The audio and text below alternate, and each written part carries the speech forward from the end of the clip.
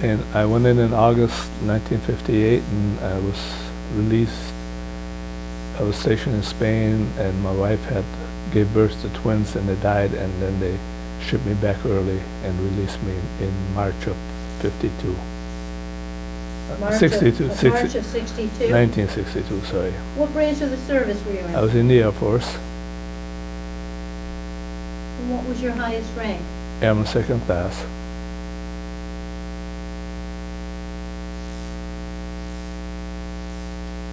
So Stefan, can you tell me, how did you get into the service? Did you enlist? I enlisted, I went in right after high school. I had planned to go in because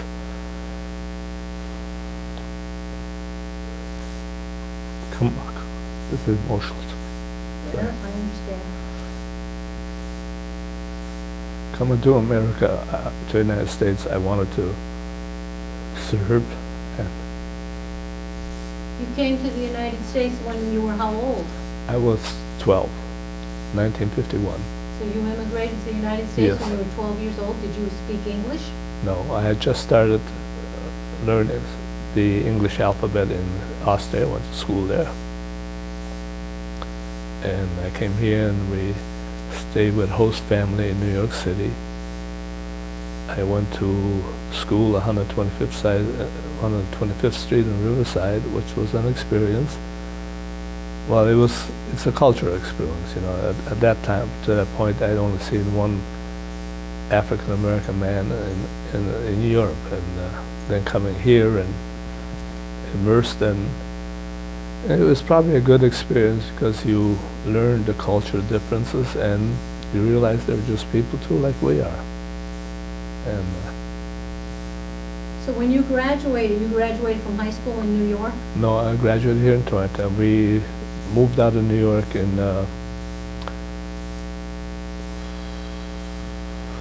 1952, briefly lived in Pennsylvania, and then came to Connecticut and worked. My mother worked in a house in West Hartford. From there, we moved to Torrington at the end of 1962.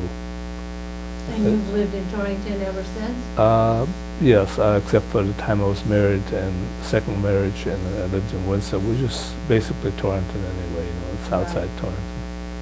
So you graduated from Torrington High Torrington School? High School, yes. And you wanted to give back to the country that you had immigrated to? So you enlisted? Yes. Why did you choose the Air Force? I was mesmerized by the planes bombing Belgrade and flying over, you know. So, Because you had seen these firsthand when you were Yes. living in Yugoslavia? yes.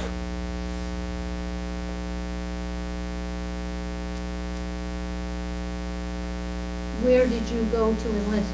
Town hall right here, the same building? Yes, well, no, it was in the old post office, the recruiting center at that time, on Church Street. And once you enlisted, how long before you went for your induction and basic training? I enlisted actually in my junior year in high school, and then the coaches and teachers talked me into finishing my high school diploma and get it, and then went in August. So I waited basically a year and went in. Where did you go for basic training? Lackland Air Force Base, Texas. Can you tell me what that was like? How many months were you there? I was there 3 months. The hardest part was getting adjusted to the heat, because August is one of the hottest months. But it was, there again, it was a nice experience, cultural experience, meeting different ethnic groups, people like, I was familiar with the Europeans, but I met Mexican Americans, Latinos we call them now, and a friend of mine was Japanese descent, and 2 close friends are African Americans. And from there I was shipped, reassigned to Omaha, Nebraska, SAC headquarters. And it was interesting duty. I met my first wife there. And In Omaha? Now, at basic training in Lackland, what did you learn? Did you know what job you were going to have yet? Or was it you didn't find that out till as shipped out. They took a battery of tests, and it was basically orientating, marching, and getting accustomed to military life. And the way they worked it then is the test scores showed what ability you had. Mine were probably average.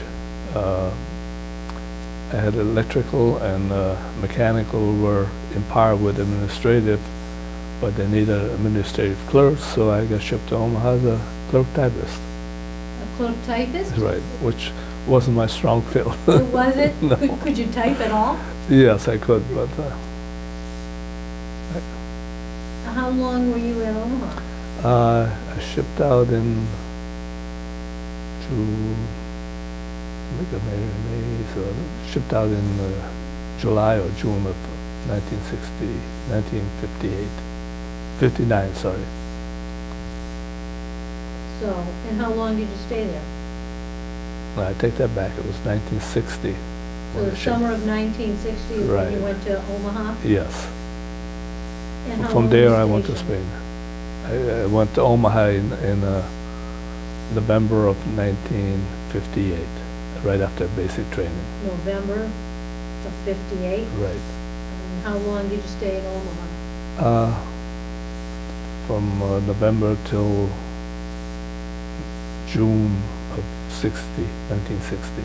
Oh, so, and were you a clerk typist the whole time Yes. that you were there? Yep. I served with the 544th Reconnaissance Technical Group, which basically did the interpreted satellite photos that were, or airplane photos at that time of Russia. And, Yeah, because we were in the Cold War at Right, that time. right. All right, so you were with the 544 Fourth. Reconnaissance technical group, right.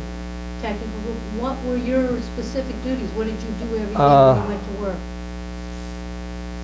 Typing orders, letters, and supply requests and stuff like that.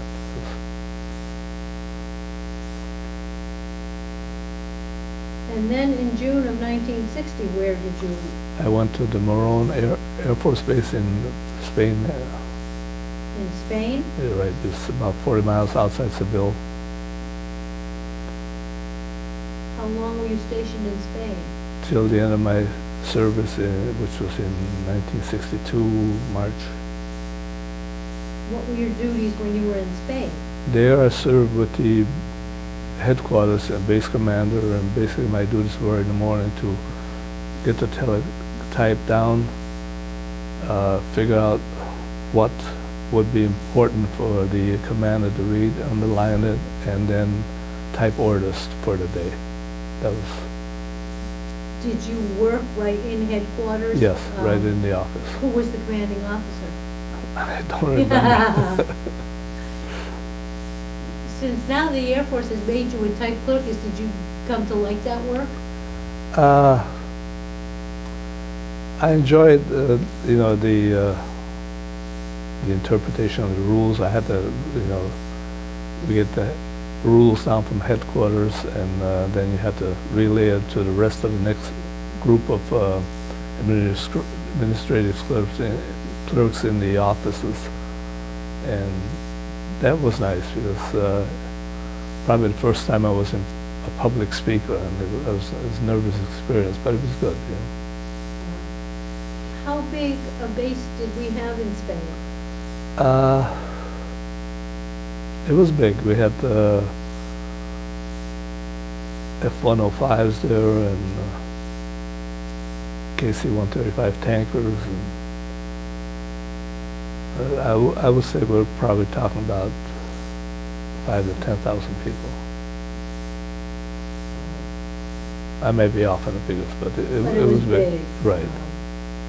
So tell me, Stefan, what would a typical day be like for you from when you got up until you went to bed? I'd get up, go to the mess hall, have chow as it was called, and then go to headquarters, look at what came in on the fax machine overnights, and underline what seemed important as far as international events went, and passed it on to the commander. And then I started typing orders of people getting transferred or doing investigations on airplane crashes and stuff like that. Was it a typical 9 to 5? Basically, yes. Well, it was probably 8 to 4. Oh, so. Yeah.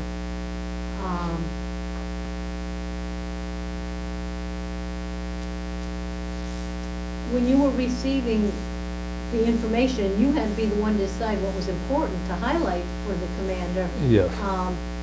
Did you ever get any surprise faxes that you were saying, holy cow, this is going on in the world? Or were they No, pretty routine? it's basically routine. Just at that time we were still in Libya too, at a base there, and you get information about that, and it was interesting to see, how the different bases reacted to it with the civilians and all that, and also you would hear about, what the Russians did at that time and moved on and stuff, which he had to know. Wow. Were you ever in any combat units? No.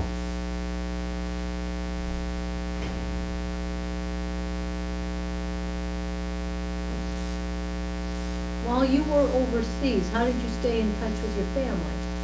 I had got married just before I left for overseas, and then I brought my wife over there. Oh, so your wife, And we lived off base and lived in Seville, Spain. did you speak Spanish? I had 2 years of Spanish in high school, and it wasn't, I could get by, but I'm fluent in German, and I had to put that down, but they didn't send me to Germany. That wouldn't make too much sense. Yeah. So you and your wife lived in Seville. So when you lived in Seville off base, were you then responsible for your own cooking and cleaning Yes, and yes. shopping and all that? Right, yeah. It's just in part like you live now someplace, and that's what it was. And it was an hour commute to the base. They had a base Air Force bus. You had to be there, and that left 6 o'clock in the morning. And the neighbors always complained I made too much noise when I was running to catch the bus. So what was living in Seville like? Did Uh, you feel like a tourist, or did you feel more like a resident? Being from Europe, I was more like a resident, because I knew the cultures are different, and I respected their cultures for that, So it was very interesting living there and get along with the residents, Now, your wife, coming from America, how was the adjustment for her? Didn't see- Here she's in a foreign country and her husband's gone every day all Well, day. she got in with the Air Force guys lived like in a section, and got to familiar with the other wives there, and they had their own coffee clutches as you have here, and that's basically she got along good, And she was her grandfather was a Mexican, so it was she spoke a little Spanish too, so it was reasonable. On your job, was it stressful? Yes, in a sense, you had to get the orders out in time, and I'm not the fastest typist, so it never was. You didn't get faster with time? No, I just. How did you handle the stress? I played sports, and then the long ride back to the apartment, was You could decompress. decompress, sleep, or. Since you had a regular daytime job, basically, that meant you were free on the weekends and in the evenings. What did you do for entertainment? We went. Seville is a very beautiful town and a lot of things to see. So we toured the area, and in '61, my wife and I took a vacation and went to visit my relatives in Germany and Austria. So we drove through Europe, and it was very nice, you know.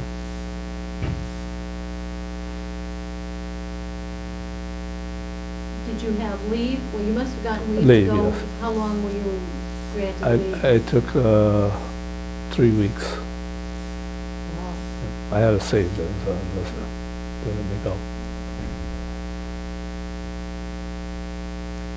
Do you recall any unusual events or any memorable things that happened while you were in Spain?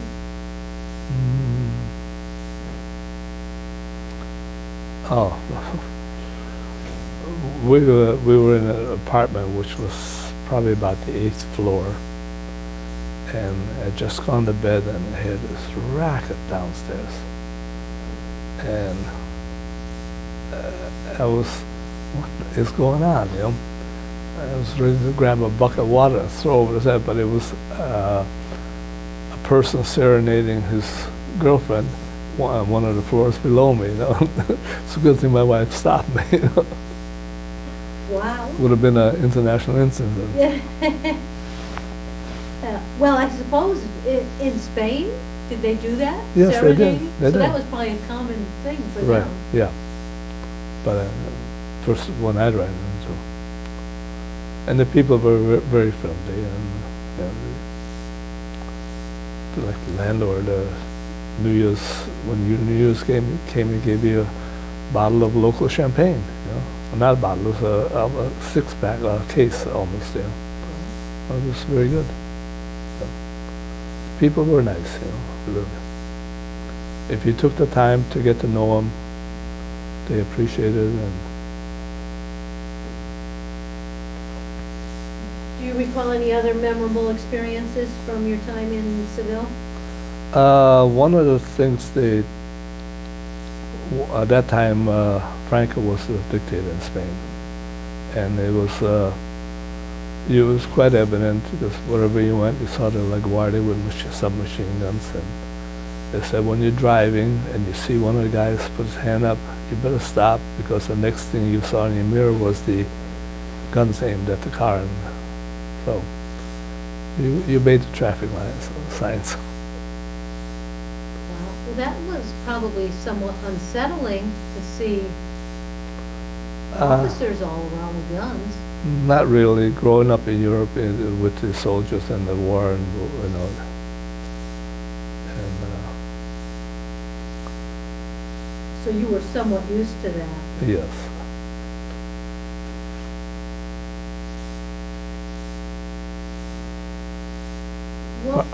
What's your opinion of your fellow airmen, the guys that you served with? The majority of them were very conscientious and nice. I mean, in this society, you have a few slackers and, you know, troublemakers, if you want to call them, and so. But there's very good camaraderie with all the guys. It was nice, you know. What did you think of the officers? Majority of them were very nice, you know. I had one irritating experience with one. We had, they were from base housing. They were putting used furniture. It's a flea market, basically, right? And you had a chance to bid on, they showed us the room and let us put our name down that you wanted that particular piece. And I put my name down, and some major come by, and I happened to look over and he's taking my name off, and I confronted him, and I was more or less told no certain terms, mind your own business, this is mine now. Wow, that was in Spain? Yes. So that major got that piece of furniture? Oh, yes.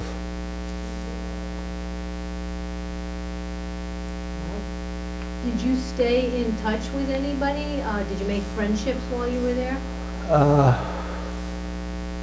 Not from Spain. I mean, there's a few. We had a base basketball league, and we went to, most of the times we stayed there and played afterwards. But a lot of times we had to ride in from Seville in the evening and play. And one of the sergeants there, I'm rough on names. Anyway, his wife was from Germany, and he had served in Germany, and my wife, they became good friends, so we, the two of us, four of us associated a lot and had like neighbors, you know. It was very interesting. Did you stay in touch after you left Spain? No, we didn't. Have you stayed in touch with anybody from your Air Force days? I've seen two of my friends since then. They were both African Americans, the ones I met in Omaha. Fred Calder and Roger Archer. They were very... So it was Fred Calder? Yes. C-A-L-D-E-R? C-A-U-L-D-A. And what's Roger's last name? Archer. Archer, A-R-C-H-E-R? Right. When was the last time you saw them? Have you seen them recently? No, I saw Roger after I got back to Spain, about kids were big already then. The kids were 5 and 6. We went to visit her parents, and Roger happened to be getting restationed at Omaha, so we went out and had a evening with him and his wife and kids, and that was nice. And Fred was in the Boston area, and we talked and we wrote to each other, and we could never coordinate a time where he could come down, but we had invited him for Christmas and couldn't make it, you know, so. And that's probably the last time I saw him, all of them. Wow. Now, you were stationed in Spain when you got an early discharge? Yes. And it was while you were in Spain that your wife became pregnant with the twins? Right. And you got the discharge because the twins both passed away?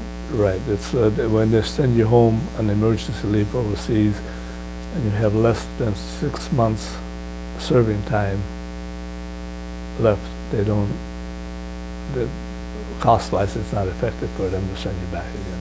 Now, your wife gave birth in the United States or in Spain? No, in Spain. So you were both still over there? Yes, we did.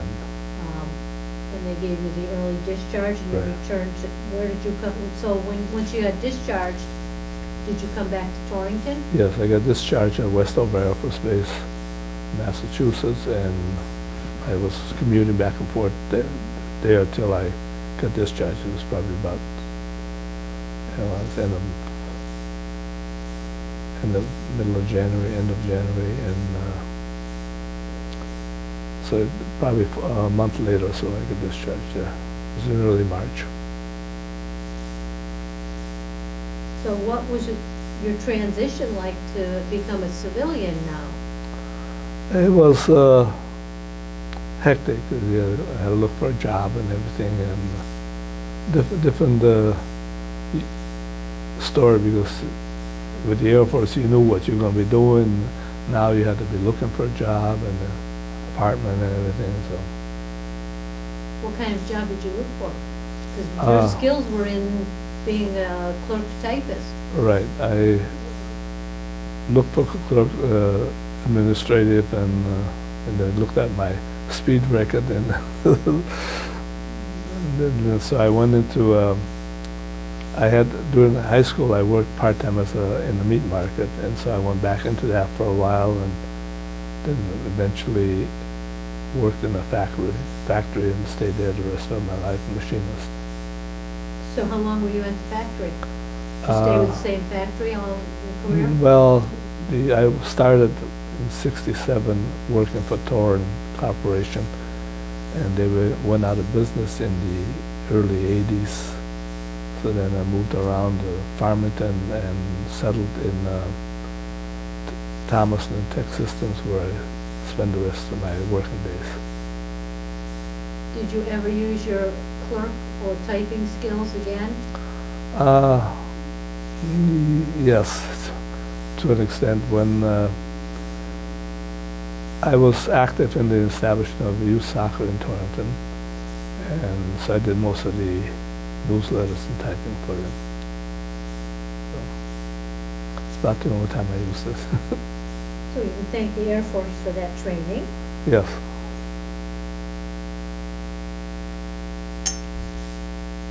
So once you settled in Torrington, you stayed here now and you worked here, and you raised your family here. Did you, I know you said you were married the second time, did you have any other children? I had 3 children, 2 daughters and a son. And one lives in Torrington, one lives in Winston, and my oldest daughter lives in Oakway, New York. How long did it take you, once you got discharged, how long did it take you to find a job and get settled?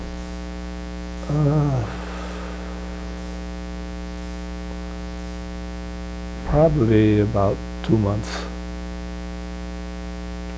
Did you have family to support you in the meantime? Yes, I lived with my mother. Now, your mother had immigrated from Yugoslavia. Yeah. Did she speak English? No. Matter of fact, we decided we spoke very little German at home, and we both German. Now, you grew up in Yugoslavia speaking I'm German? I'm a national ethnic German. Okay, the town I lived in was part of Austria-Hungary before World War I, and after World War I it was ceded to Yugoslavia. So there was, I think, about 50-50% of the Germans and Yugoslavian, Croats, and Hungarians in that town. And it was like that almost all through Yugoslavia. And after the war, the Serbs took over, Tito took over, and all the ethnic Germans were put in concentration camp. When we stayed there, escaped in 1948 to Hungary and to Austria. Your family escaped? Just my mother and I. Your mother's the only one in your Yes. family who escaped? Right. Well, we were the only ones together. We were all separated all over. My aunts and uncle, they had, and grandparents, they were in different sections of the Yugoslavia, and they escaped at different times. And then you all reunited in the United States? No, just my mother and I came over, and her brother came over afterwards, and sister and her husband and daughter. We brought them over one by one. We had to make sure that they have a job and a place to live, and once we had established ourselves here, and we brought them over. My mother brought them over. I shouldn't say we. I was just a kid. But it was you and your mother. Your mother was a pretty brave woman. Yes. Wow. The rest of your family was killed in concentration camps? I lost an aunt. She was a couple of years older than me, and grandmother. They died of starvation. Wow. You had a tough upbringing. Do you think because of your background that freedom means so much to you? Yes. So did you stay and take care of your mother for the rest of her life? Basically, she was independent on her own. I mean, we lived in the area, saw her once or twice, and then as she got to the point where she couldn't do things by herself, she lived with my daughter in New York and stayed there for 5 years, and then she came back and lived in the Litchfield Woods nursing home there for a year, and then she died last July. She was 92. Strong woman. Did you ever go to school on the GI Bill? No, I didn't. I had started technical school in Hartford after I got back from the service, and stayed there for a year, and then my wife got pregnant again, so I made sure I had to get a decent job to support them. Stefan, how would you say that your military experience influenced your thinking about war or your thinking about the military in general? I realized that war is inevitable at times, but peace is necessary, and so therefore the service are necessary. But it was a good experience as far as growing up and maturing. Unfortunately, after I got out, Vietnam started, and that was a hectic time for young kids. Well, Vietnam actually started right after you got Yes, out. So what were you thinking during the whole Vietnam? You had just gotten out when we started getting involved. I was getting worried about getting recalled, but having served 4 years rather than joining the Army and having served 2 years, that never came up really. So. Do you have any regrets? I hear you joined the Air Force because you were in love with the planes. No, you never got to work on the planes or fly No, them. I do regret that, but probably would have been a different life and different job, so definitely a different job. Have you joined any veterans organizations? I joined the AMVETS organization here in Torrington. And you're still a member now? Yes. What kinds of things do you do with AMVETS? We do services for veterans. We had a stand down in the Army back in March, and where we collect clothing and stuff, and different veteran groups come, people come, and what they need, we give it to them. And we have fundraisers for supporting Christmas and holidays for veterans. Thanksgiving, we pass out turkeys and whole meals, and also with Roger Geiger, we support the Heroes on Wheels, which is basically collecting wheelchairs, crutches, and stuff like that, and refurbishing and giving to veterans that do need it, or chair lifts that go up and down stairs. So it's it's a rewarding experience to give back. Did you join any other veterans organizations? No, I wasn't eligible to join the Veterans of Foreign War because I never served in the Foreign War. And they're the ones that directed me to join the AMVETS, so that's what I did. How did your military service affect your life? It put structure in my life, really. As a kid, when you grow up with a single mom, you're more or less on your own. You do what you want and run around and stuff, and our Air Force, everything's structured, time, hurry up and wait. And so that gave me some sense of timetable and responsibilities to think about, Now, you were your mother's only son. Yes. How did she feel about you leaving to join the Air Force? Wasn't happy. I don't think any mother is. How did you tell her? Did you just decide on your own and then tell her you had gone and done it? Yes. Or did you tell her before you? No, I had talked about it earlier, but then I finally did it and went in and signed up, and then you went home and told her?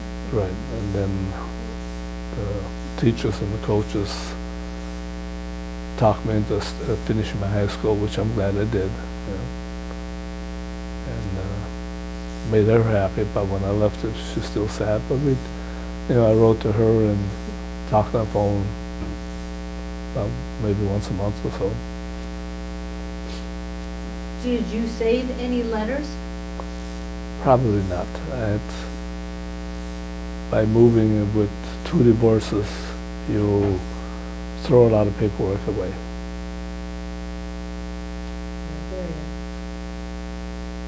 Well, Speaking back on your time in the military, is there anything else that you can recall that you'd like to tell me about? Any other memorable experiences or anything that made an impact on you?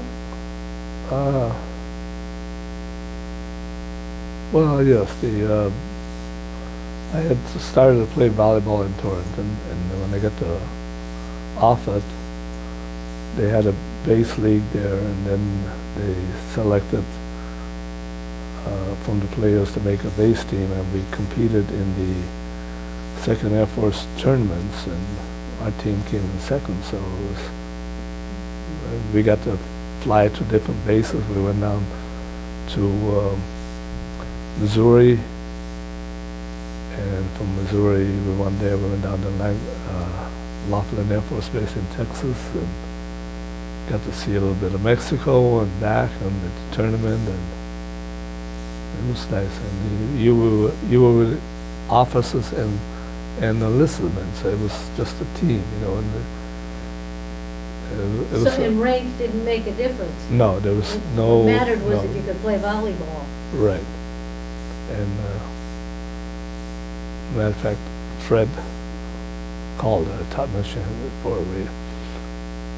I was always running and training, and we had a bet one time that he could beat me doing the parade field. Okay. I lost. He beat me. And he was not an athlete. He was smoking, you know, and sitting on the couch all day. But how did he manage to beat you? I probably burned myself out right away, and he just took a nice slow pace, and so I had to bring him back a bottle of vodka from Mexico. Well, actually, it was tequila. So you were on the volleyball team, and it sounds like you were pretty good at Offutt. Did you continue with sports? Yes, when you went to Spain? Spain was limited. We had a basketball team. I played some basketball there, and that's about it. Offutt, I also had the chance to play soccer with. They had a detachment of RAF soldiers from England. It was part of NATO agreement, and I saw him playing there. I went over, asked him, he says, "Come on in." So we did the bases around us and some of the college. We played against Nebraska, South Dakota, and it was a nice experience, you know. And especially with having learned English and then hearing the English accents, and you know, they were a small group but very close knit, and nice people to meet. Wow. Is there anything else that you can recall from your military days that you'd like to tell me about? No, that's about it, probably. I think we've covered pretty much everything. Yes. Well, Stefan, I'd like to thank you for your service, and Okay. thank you for the interview. Okay. Thank you for having it.